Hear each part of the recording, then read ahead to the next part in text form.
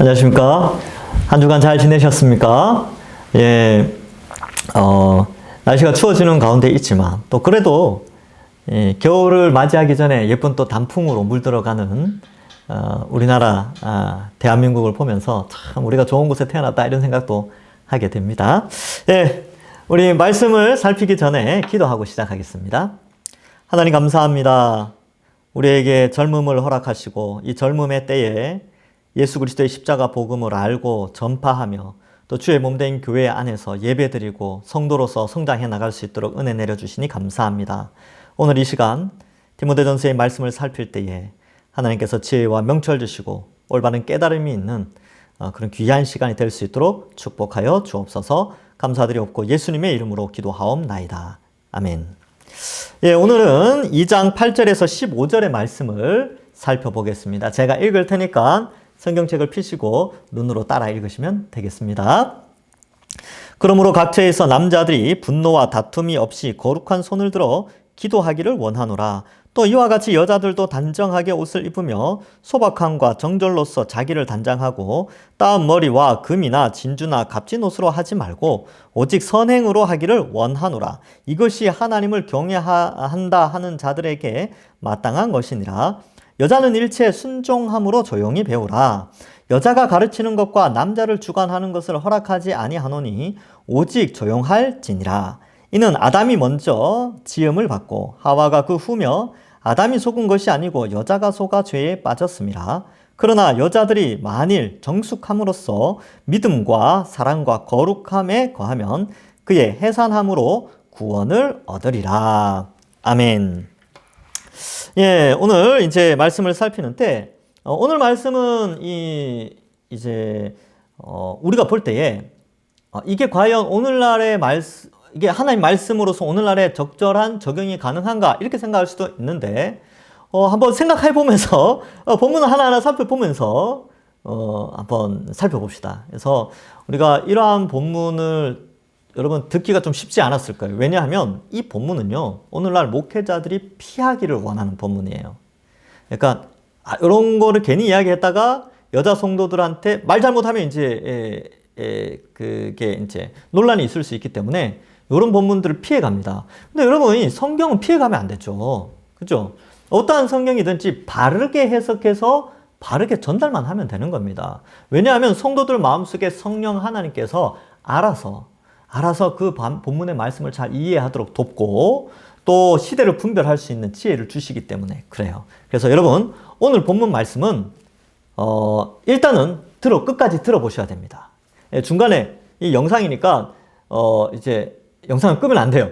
뭐 이제 대면 예배를 드리면 설교 듣다가 나가지는 못하잖아요. 그죠?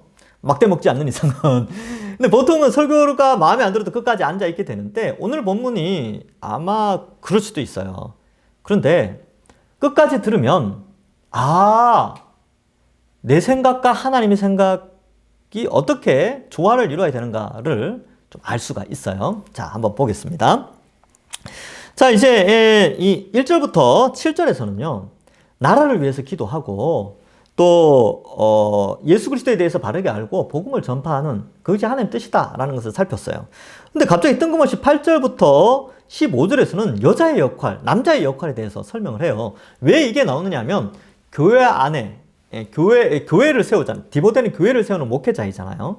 그러면 교회 안에 큰 부류가 두 부류가 있는데 어떤 부류냐면 남자가 있고 여자가 있어요. 여러분, 우리 교회 안에는 남자와 여자로 구성되어 있습니다. 맞죠? 그래서 이 큰 구성원들에게 어떠한 성도로서의 모습이 필요한가에 대한 설명을 하고 있는 거예요. 그러니까 그런 것들 좀 지도할 필요가 있다는 것이죠. 자, 먼저 그러므로 각처의 남자들이 분노와 다툼이 없이 거룩한 손을 들어 기도하기를 원하노라. 여러분, 이 남자들의 분노와 다툼, 일단 2000년 전으로 돌아가서 그 당시 사람들은 2000년 전의 문화는 어땠을까요? 힘이 지배하는 사회죠. 로마나 또 전쟁이 자주 일어났기 때문에 남자의 역할이 굉장히 컸습니다. 왜냐하면 이 힘이 지배하는 사회거든요.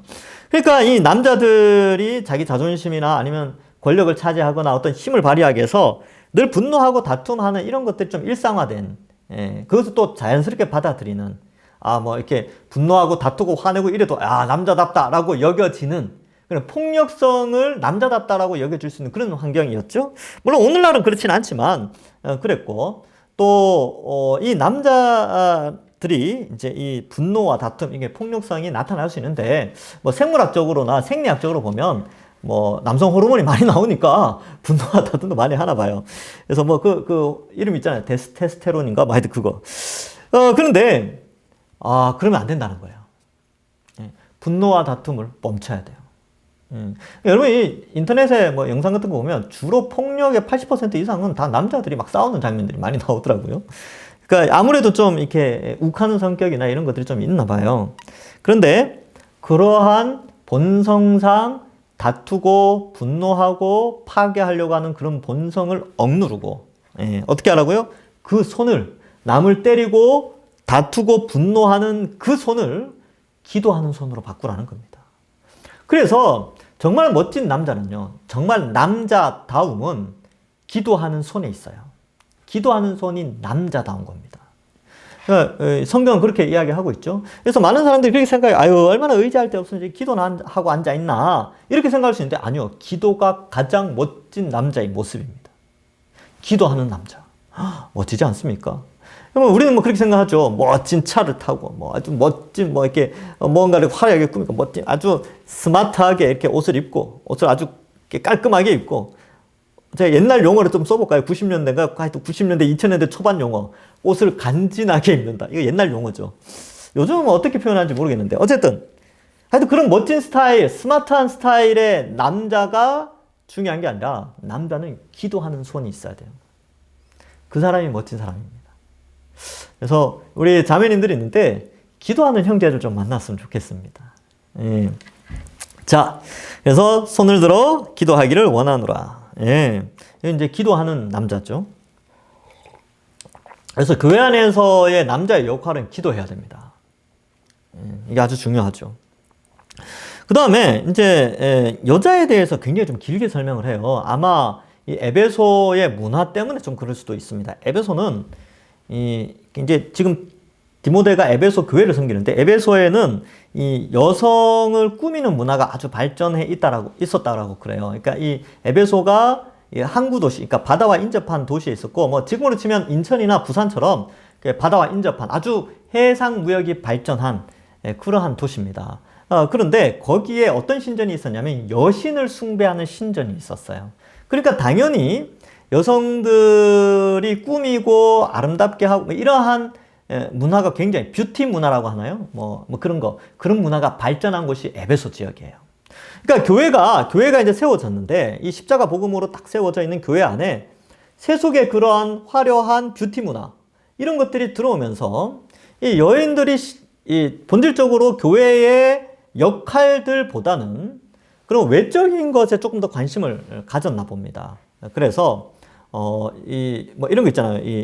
바울은 디모데에게 약간 그 에베소 교회 성도들에게 이런 부분, 핀셋 교정? 뭐 이렇게 핀셋 방역 이런 말 들어봤죠. 그처럼 지금 남자들은 아주 폭력성을 가지고 있기 때문에 그들 오히려 기도하도록 만들고 여성들은 뭔가 화려한 것에 익숙해져 있고 남자를 좀 지배하는 여신을 숭배하시니까 여신이잖아요. 그러니까 신을 숭배하는 그런 여자 신을 숭배하는 사상이 있었기 때문에 창조의 원리와 상관없이 그러한 문화적 어떤 지배력이나 환경들이 교회 안에 들어왔어요. 그러니까 그러한 부분을 성경적으로 지금 바꾸고 있는 것입니다. 자, 한번 봅시다.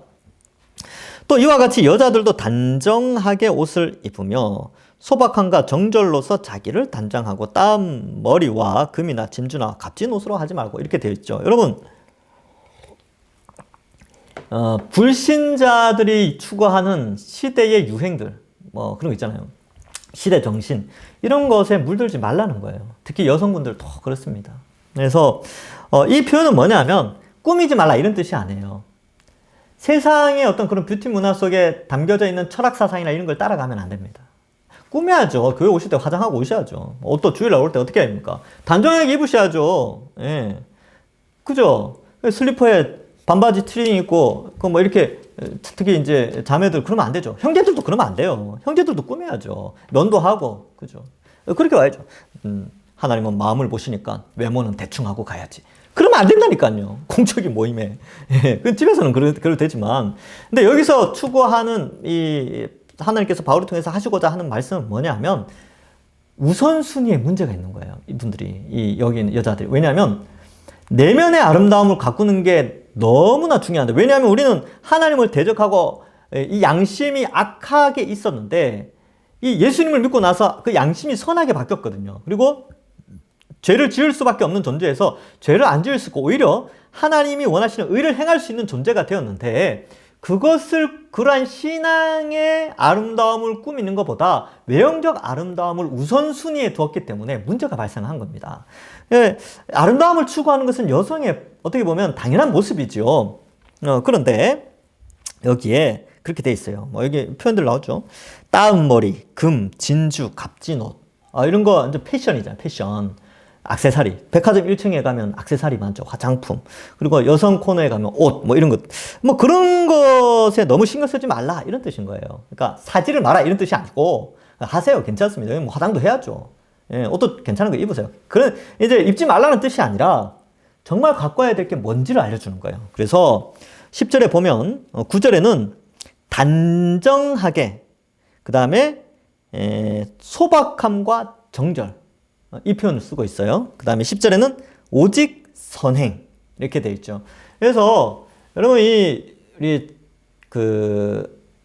자매들이 아름답게 여겨질 때는 이런 거예요. 그러니까 언어나 행동이나 그 다음에 착하고 이런 것들이 이제 겉으로 나타날 때에 굉장히 아름답게 보입니다. 그래서 오직 선행으로 하기를 원하노라. 이것이 하나님을 경외하는 자들에게 마땅한 것이다. 이렇게 되어 있죠. 마땅한 것이다. 그래서 그리스도인들은요, 옷도 단정하게 입어야 되겠지만 무엇보다도 세상의 빛과 소금의 역할을 감당하기 때문에 선행의 모습이 반드시 나타나야 됩니다. 그럼 이 선행이라는 게 뭐냐면 앞에 나왔던 소박함과 정절, 뭐 이런 것들이죠. 그래서 이게 뭐냐 하면 이 단정함이죠. 단정함도 나오는데, 그러니까 너무 화려하게, 이게 보통 이제 패션의 목적이 그런 거죠. 자신을 드러내는 그런 건데, 자신의 그런 외적인 성향, 외적인 외모를 드러내는 것이 아니라 내면에 치중하면서 외모도 가꾸는 그런 게 좀 필요한 거죠. 그러니까 이게 아시겠습니까? 우선순위가 어디에 있는지. 여러분, 이 옷이나 화장품이나 이런 액세서리에 신경 쓰는 그 시간만큼 신앙의 부분, 영적인 부분에도 그 정도의 시간을 투자하셔야 됩니다. 아시겠죠? 뷰티에 신경 쓰는 만큼 신앙의 뷰티에도, 패션에도 신경을 써야 돼요. 그래서 신앙의 명품 옷을 입어야 됩니다. 이게 아주 중요한 것이죠. 아마 이 에베소라는 지역의 특성상도 그랬고 서울이라는 특성도 아마 비슷할 것 같아요. 많은 그런 분들이 있지요. 그래서 이제 여자분들 사이에 이런 패션이나 이런 거 관심을 가지는데, 관심 가지지 말라는 뜻이 아니에요. 그러나 정말 여인을 빛내고 아름답게 한 게 뭐냐? 그의 단정함과 정절과 그리고 선한 행실이에요. 선한 말과 행실이겠죠. 여기는 이제 선행 이렇게 되어 있죠. 그래서 이런 것들을 같이 좀 노력해 봅시다. 그럼 남자들은 이거 필요 없습니까? 아니지요. 이게 남자와 여자, 사실 남자, 여자 이렇게 구분하고 있지만 이게 다 해당되는 거예요. 여자들도 기도해야죠. 그죠? 남자들도 꾸며야죠. 남자들도 선행으로, 단정함으로 다녀야죠. 예, 그것을 의미합니다. 그런데 이제 10절부터는 조금 달라요. 10절부터는 앞부분에서는 이제 9절과 10절에서는 외면보다는 내면의 아름다움을 추구하라 이런 뜻이고, 11절에서는 교회 안에서의 실제적인 질서 개념을 설명하고 있어요. 자, 볼까요? 여자는 일제 순종함으로 조용히 배우라. 이렇게 되는데 약간 여러분 느껴질 때 어떻게 느껴질지 모르겠지만, 여러분 잘 생각해봐요. 2000년 전에 여자가 교회 안에서 배운다는 것은 사실 굉장히 개혁적이고 급진적입니다. 2000년 전에 여자들이 배우거나 학문을 추구하거나 정치에 뛰어들거나 불가능했어요. 그죠? 그런데 여자에게 배우라 이 말은 엄청난 혜택입니다. 배울 수 있도록 하는 거. 불과 우리나라만 해도요, 어땠습니까? 100년, 200년 전만 해도요, 여자들은 못 배우게 했어요. 저도 우리 아버지, 그러니까, 제 아버지 살아계시지만, 아버지 어머니의 생각도 그랬어요. 예, 저 형님이나 저는 공부를 잘 시키려고 했는데, 누나들은 공부 안 시키려고 그랬어요. 그래서 우리 셋째 누나가 아버지하고 싸운 거 제가 아직도 기억나요. 대학 보내달라고. 왜 오빠는 보내주면서 나는 왜 대학, 못 가게 하냐고. 막 싸울 때 기억납니다, 제가. 예, 어릴 때. 예, 대판 싸웠어요. 그러니까 불과 그게 100년도 안 됐다니까요. 근데 2000년 전에 여자가 배운다고요? 어휴. 2000년 전에 이 문화 속에서 여자는 배우는 존재가 아닙니다. 남자의 소유물이었죠. 그런데 여자는 교회 안에서 순종함으로 배우라. 이 말이 2000년 전에 여자들한테는 엄청나게 좋게 다가왔다니까요. 예, 일단 그렇게 이해하시면 돼요. 여자도 배울 수 있습니다. 여러분, 유대인의 회당에 여자가 못 들어가요. 못 배운다니까요. 그러니까 회당에 들어가서 말씀을 배워야 되는데 여자는 못 들어가요.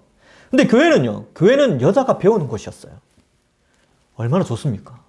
그죠? 그래서 외국 선교사들이 우리나라 들어와서 뭐 했어요? 여자 학당을 만들었잖아요. 예, 옛날에 어느 정도인지 아시겠죠? 그죠?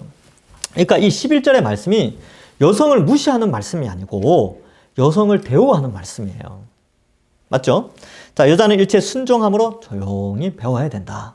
그 다음, 여자가 가르치는 것과 남자를 주관하는 것을 허락하지 아니하노니 오직 조용할지어다. 이것은 앞으로 여자가 배워서 남자든 여자든 다 구원의 한 사람인데 이 여자가 이렇게 지도를 하고 주관을 하는 게 이게 뭐가 잘못됐습니까? 이렇게 말할 수 있는데 요 원리에 대해서는 창조의 원리에서 가져와요. 그러니까 창조의 원리에서 여자의 위치, 교회 안에서 여자 위치를 갖다 둔다는 것은 이거는 하나님이 정해놓으신 법칙이라는 겁니다.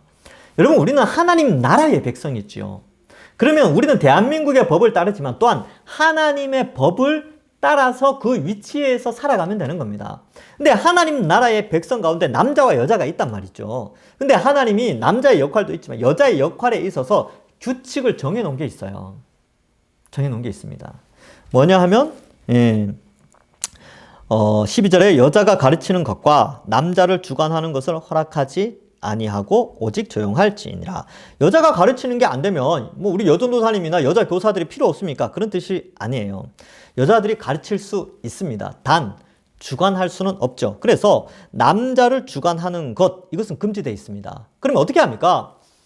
교회 안에서는요, 담임 목사가 남자잖아요. 그죠? 이 주관자, 담임 목사와 당회의 주관에 의해서 가르칠 수는 있어요. 여자들이. 아시겠죠? 그래서 여자 교사도 세우고 또 여자 전도사님도 세워서 어때요? 가르치게 하고 말씀을 잘 가르치죠. 그러나 주관하는 것은 안 돼요.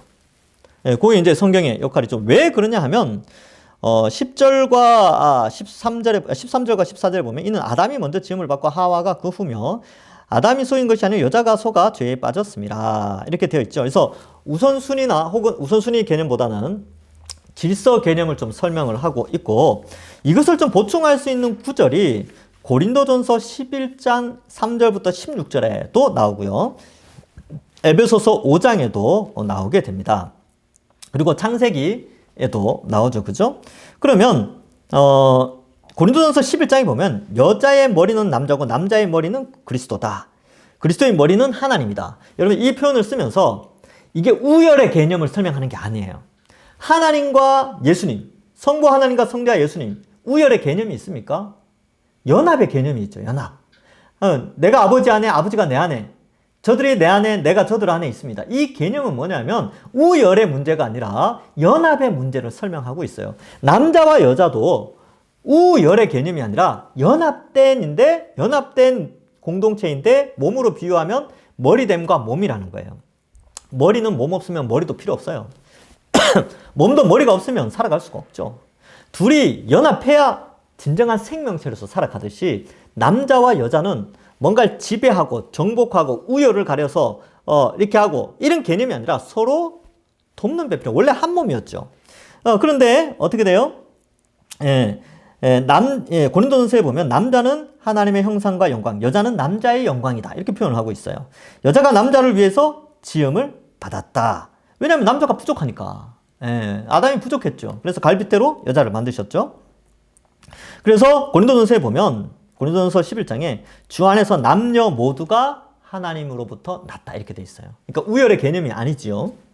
자, 그래서 남자는 여자에게서 나고 여자가 남자에게서 나는. 그럼 그것은 또 하나님으로부터 났다. 자, 이것을 이제 좀 설명하면서 위치를 좀 설명을 해요. 그 다음에 에베소서에도 보면 아내들은 남편에게 복종하라. 여기 이제 5장에 나오죠. 남편들은 아내를 위하여 죽기까지 사랑하라. 이렇게 되어져 있습니다. 상호 보완하고 상호 의존적이에요. 그러니까 이게 한쪽으로 치우쳐 버리면 남자 쪽으로 힘이 가면 어떤 제도가 발생하냐면 가부장적 제도. 아주 이게 이제 잘못된 제도로 가죠. 여자 쪽으로 치우치면 페미니즘으로 갑니다. 예. 그러니까 이 기독교는요, 원래 기독교의 진리는 어느 시대에나 환영받지 못했어요.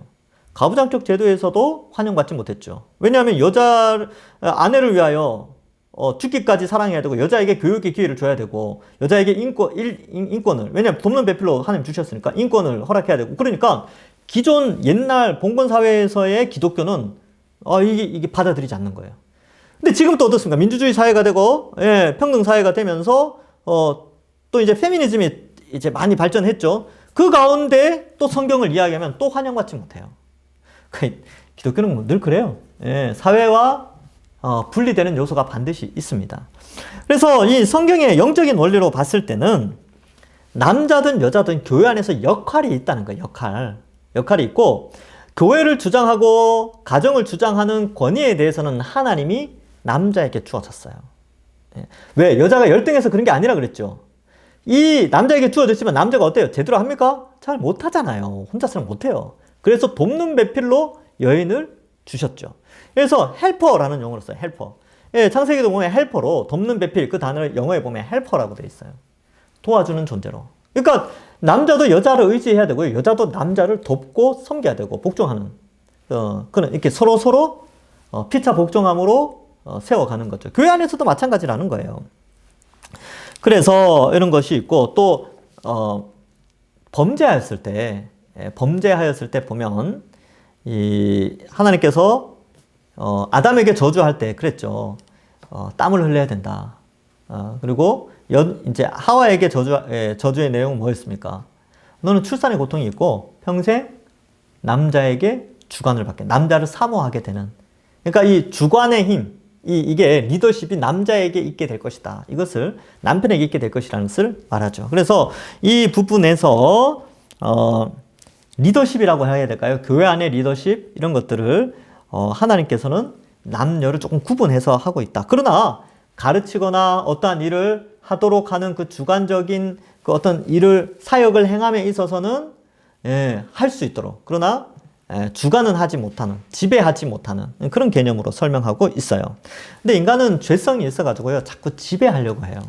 자꾸 주관하려고 하고, 남자든 여자든. 주관하는 게 사실은 여자에게도 허락되지 않지만 남자도 사실 주관한다는 용어를 쓰지만, 리더십을 가지고 있지만 섬김의 리더십이 있죠. 그렇게 서로 조화를 맞춰서 가야 되는 것입니다. 자, 15절. 그러나 여자들이 만일 정숙함으로 믿음과 사랑과 거룩함에 거하면 그의 해산함으로 구원을 받으리라. 이 해산함이라는 표현 자체가 상당히 모호합니다. 왜 애를 낳는 것과 구원이 서로 연결되는가? 이것을 속 시원하게 설명해 주는 게 저는 제 속에는 안 차요. 그래서 이러한 표현들이 좀 있는데 하여튼 그렇습니다. 제가 이걸 볼 때 이 부분을 어떻게 해석을 했냐면, 여인이 해산을 하면서 거룩한 자녀를 낳지 않습니까? 그것으로 말미암아 가정이 든든히 서고 또 거룩한 자녀를 낳는 이러한 귀한 일들을 하고, 또 그러한 모습을 통해서 가정이 바로 세워지고, 또 교회는 또 그러한 모습, 생명이 출산되어지고 또 가정이 바로 세워지는 이러한 것들을 통하여서 그 여인이 하나님의 창조의 목적에 맞게 잘 세워져 가는 그런 모습을 좀 표현한 것이 아닐까, 그렇게 좀 길게 해석을 해봅니다. 그래서 어쨌든 이처럼 15절에 이 교회 안에서의 여인의 정숙함, 그리고 믿음, 사랑, 거룩. 그러니까 신앙을 가졌으니까 믿음이 있죠. 그리고 사랑 가득하고 거룩하며 또 이제 아이를 낳고 기르고 이러한 것들을 통하여서 하나님의 은혜의 구원의 혜택을 누리는 그러한 기록으로 보여집니다. 그래서 말씀을 좀 맺습니다. 오늘 본문 말씀에서는 남자들은요, 다혈질, 폭력성 이런 것보다 기도해야 됩니다. 기도하는 남자가 멋진 남자예요. 예쁜 여자는 어떤 여자가 예쁩니까? 예, 단정한 옷을 입고 소박함과 정절로서 선행하는 여자가 예쁜 여자예요. 아시겠죠? 자, 그 다음에 우리가 이제 아름다운 뷰티 이런 것도 중요하지만 내면의 뷰티도 갖고 와야 된다. 11절부터 15절에서는 교회 안에서의 남녀의 역할에 대해서 설명을 하는데, 여러분 그래서 이 구조를 좀 잘 이해할 필요가 있어요. 이제 담임 목사님이 이제 남자죠. 장로님들도 다 남자로 되어 있잖아요. 그죠? 그런데 남자와 여자의 이 개념으로 이제 뭐 우열의 개념으로 설명하는 게 아니라 하나님께서 교회를 운영하시는 방식을 그렇게 세워 놓으셨어요. 그러나 여자들을 무시해서 그런 게 아니고 얼마든지 주의 몸된 교회를 섬길 수 있도록 이렇게 허락해 주셨어요.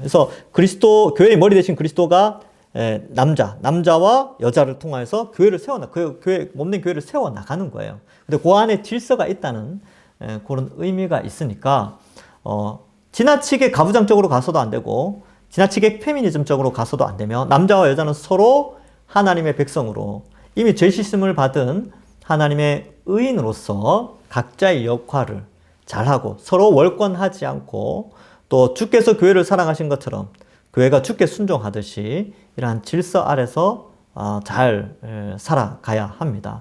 그래서 이러한 부분들, 남자의 역할, 여자의 역할을 잘 감당하여서 정말 하나님께서 기뻐하시고 칭찬하시는 그러한 아름다운 교회가 되기를 또 간절히 소망합니다. 사실 이 부분은 나중에 또 보충 설명할 기회가 있을 거예요.